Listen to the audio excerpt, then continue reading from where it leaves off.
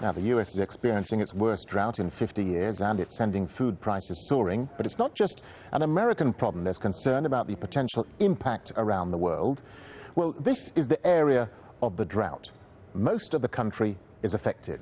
Well, this darker area is classified as severe, extreme, or exceptional drought and covers over 40% of the United States. Well, it's led to a massive increase in corn prices on the Chicago Board of Trade. They're up by around 50% in just 1 month alone. Wheat prices have also jumped by around 40%. John Hendren reports now from Illinois on how farmers are coping with the drought. John Bartman calls this a good year to forget. So unfortunately, this crop has now passed away. It's dead. After weeks of scorching heat and drought, an ironic coup de grace, rain.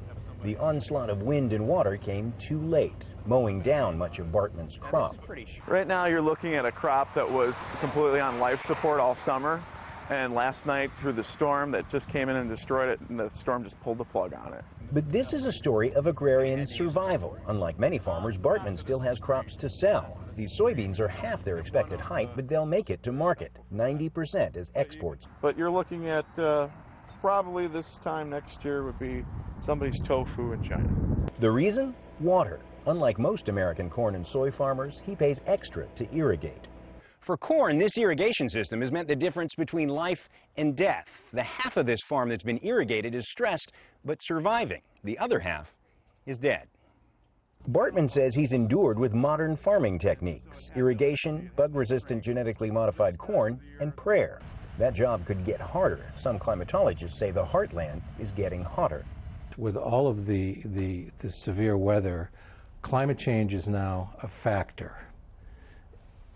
What we will see on the path that we're on now, if we continue, is that droughts like this will become more frequent and more severe and cover larger areas of the U.S. The U.S. government is agnostic on the subject. I'm not a scientist, so I'm not going to opine as to the cause of this. So is Bartman. Do I think that there's global warming happening? Sure. Do I think it's affecting this year? We've had droughts before.